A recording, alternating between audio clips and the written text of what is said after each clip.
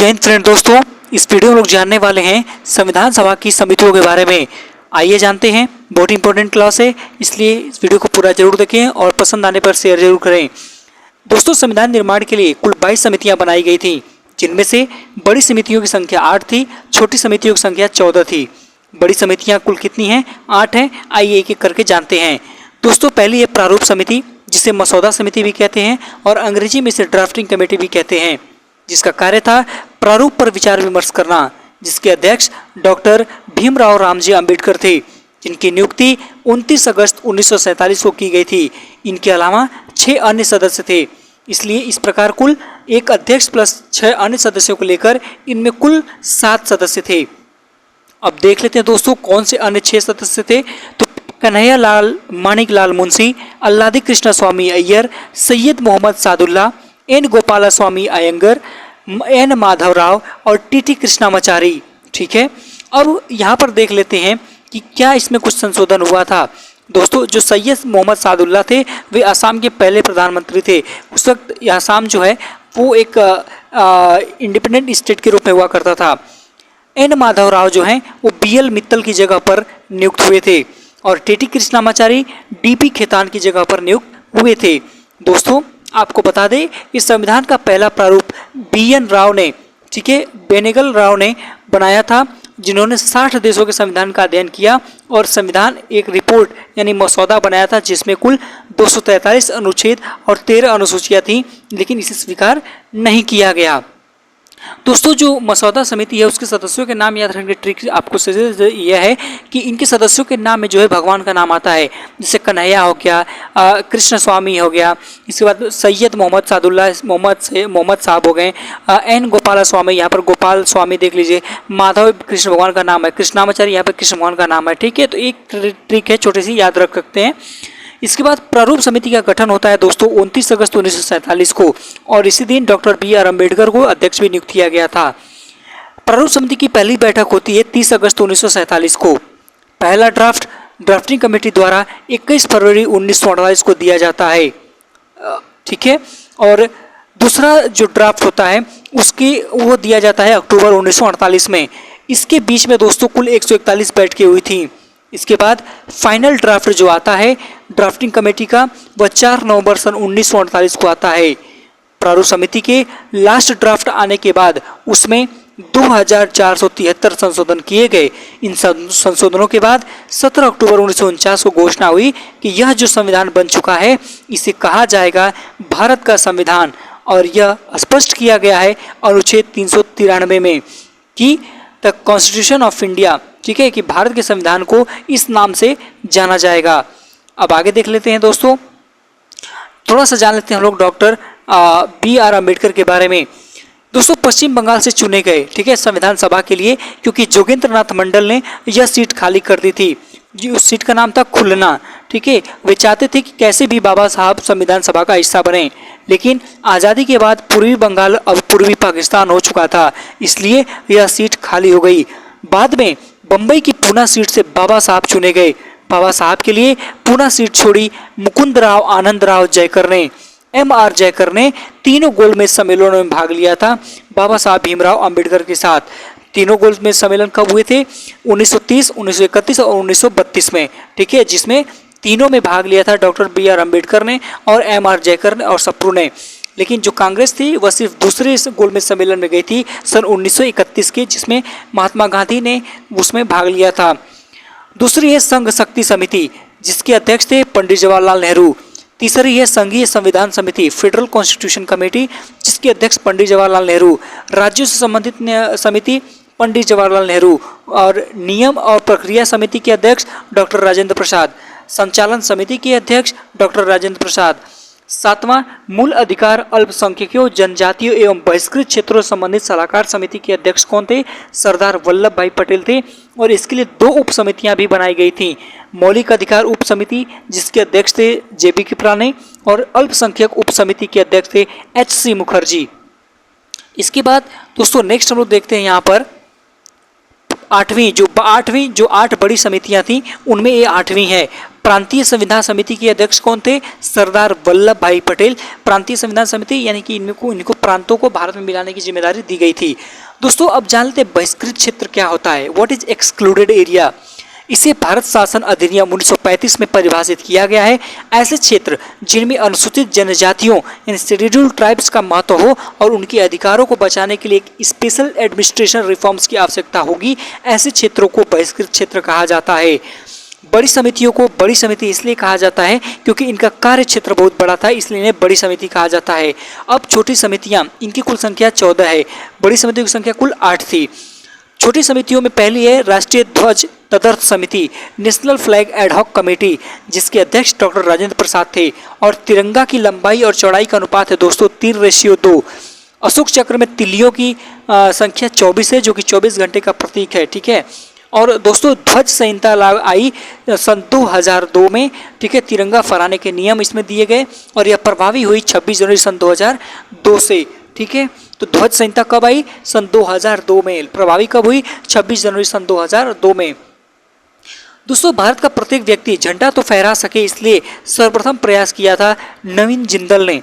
वे Texas university के छात्र थे और उन्होंने देखा था कि यहाँ पर प्रत्येक व्यक्ति झंडा फहरा सकता है, तो भारत में क्यों नहीं। उन्होंने दिल्ली उच्च न्यायालय में 22 सितंबर 1995 में रिट दायर की थी कि और कहा कि झंडा फहराना नागरिकों का अधिकार होना चाहिए, पर हाईकोर्ट ने नहीं माना इसे।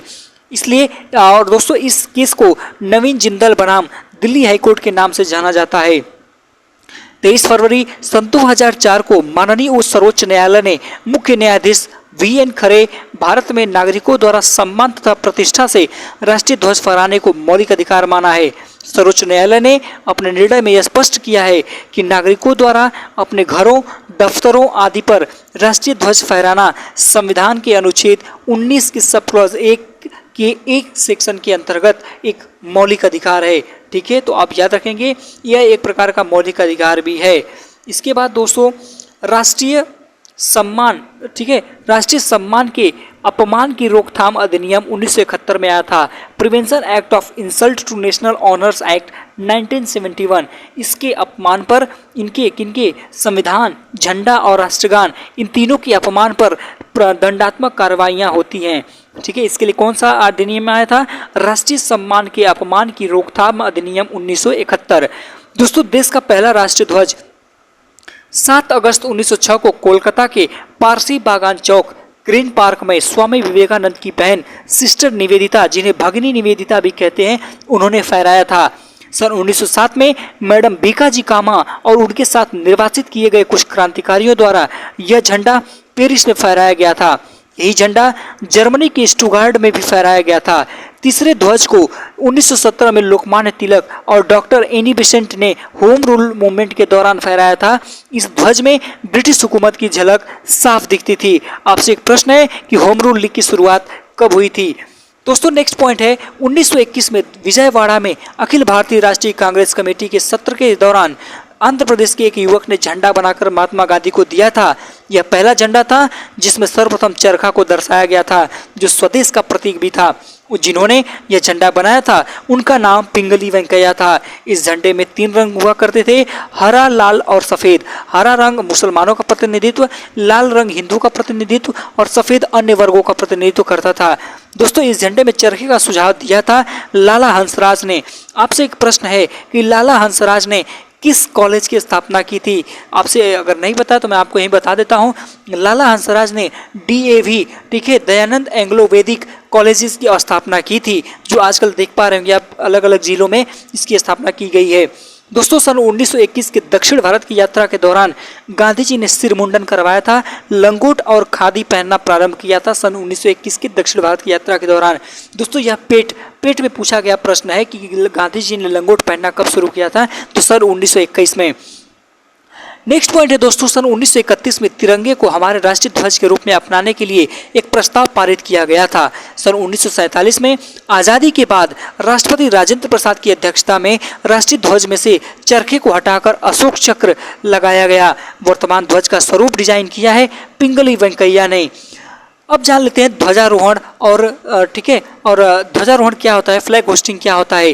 दोस्तों जब फ्लैग झंडा ऊपर की तरफ जाए रस्सी के माध्यम से, उसे हम ध्वजारोहण कहते हैं। सर्वप्रथम 15 अगस्त 1947 को प्रिंसेस पार्क में, न कि लाल किले पर, यह हर वर्ष ध्वजारोहण होता था, ठीक है, लेकिन बाद में लाल किले पर होने लगा। और दोस्तों जब पहली बार 15 अगस्त 1947 को प्रिंसेस पार्क में जब ध्वजारोहण हुआ था तो यहाँ पर शहनाई बजाई थी उस्ताद बिस्मिल्लाह खान ने, और इसके ठीक 50 वर्ष बाद 1997 में भी उन्होंने शहनाई बजाई थी। दोस्तों हर वर्ष ध्वजारोहण अब होता है लाल किले पर नई दिल्ली में, और ध्वजारोहण करते हैं prime minister of India, Bharat के प्रधानमंत्री। नेक्स्ट पॉइंट, ध्वजा फहराना क्या होता है? वो तो पढ़ रहे थे हम लोग, ध्वजारोहण पढ़ रहे थे, अब ध्वजा फहराना क्या होता है, फ्लैग अनफर्लिंग क्या होता है?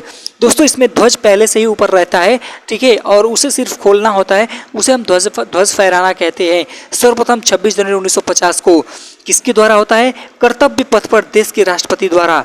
दोस्तों पहले राजपथ नाम यह नाम पड़ा था सन 1955 में, और कर्तव्य पथ तो अब नया नाम है, और यह इसका पहले नाम है राजपथ, ठीक है। 1955 में राजपथ नाम पड़ा था, और इससे भी पहले इसका नाम हुआ करता था किंग्सवे 1911 से, क्योंकि इसी दौरान यहाँ किंग जॉर्ज पंचम आए थे।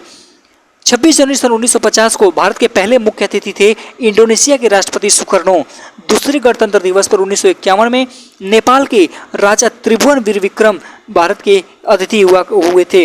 इतिहास में अब तक 2 गणतंत्र दिवस के अवसर पर कोई अतिथि नहीं बुलाया गया था, सन 1952 और 1953 में। सन 2024 में दोस्तों फ्रांस के राष्ट्रपति इमैनुअल मैक्रोन को अतिथि के रूप में बुलाया गया था गणतंत्र दिवस के अवसर पर।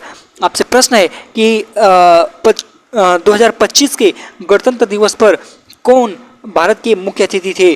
दोस्तों नेक्स्ट क्वेश्चन है, 26 जनवरी को गणतंत्र दिवस का आयोजन रक्षा मंत्रालय करता है, और यह आयोजन 26 जनवरी, 27 जनवरी, 28 जनवरी, 29 जनवरी को समाप्त हो जाता है बीटिंग रिट्रीट सेरेमनी के साथ। परेड राष्ट्रपति भवन से इंडिया गेट तक होती है। अब दोस्तों जो छोटी समिति में दूसरी समिति है सदन समिति, हाउस कमेटी के अध्यक्ष थे पट्टाभी सीतारमैया। कार्य संबंधी समिति के अध्यक्ष के.एम. मुंशी। चौथा, संविधान सभा के कार्यों पर समिति कौन थे? गणेश वासुदेव मावलंकर। अब आपसे यह प्रश्न है कि भारत की प्रथम लोकसभा के अध्यक्ष कौन थे? दोस्तों पांचवा है वित्त एवं कर्मचारी समिति के अध्यक्ष डॉक्टर राजेंद्र प्रसाद। छठवां, नागरिकता पर तदर्थ समिति के अध्यक्ष एस वरदाचारी, ठीक है। अब दोस्तों यहाँ पर हमारा आखिरी है 7वां, सर्वोच्च न्यायालय तदर्थ समिति ad hoc committee on supreme court, अध्यक्ष एस वरदाचारी। 8वां, भाषाई प्रांत आयोग समिति के अध्यक्ष लिंग्विस्टिक प्रोविंस कमीशन कमेटी के अध्यक्ष एस.के. दर्जी हैं। एस.के. दर्जी थे। 17 जून 1948 को इस भाषाई प्रांत आयोग का गठन हुआ था। आपसे यहाँ प्रश्न है कि भाषाई आधार पर गठन होने वाला प्रथम राज्य कौन सा है? एडहॉक क्या होता है? तदर्थ क्या होता है? किसी विशेष उद्देश्य के लिए या उद्देश्य प्राप्ति के लिए चीज़ें जो लाई जाती हैं उन्हें हम एडहॉक कहते हैं। दोस्तों आई होप आपको वीडियो जरूर पसंद आई होगी। वीडियो को ज़्यादा से ज़्यादा शेयर करें और चैनल को सब्सक्राइब करना ना भूलें। मिलते हैं अगली वीडियो में, तब तक के लिए थैंक यू वेरी मच।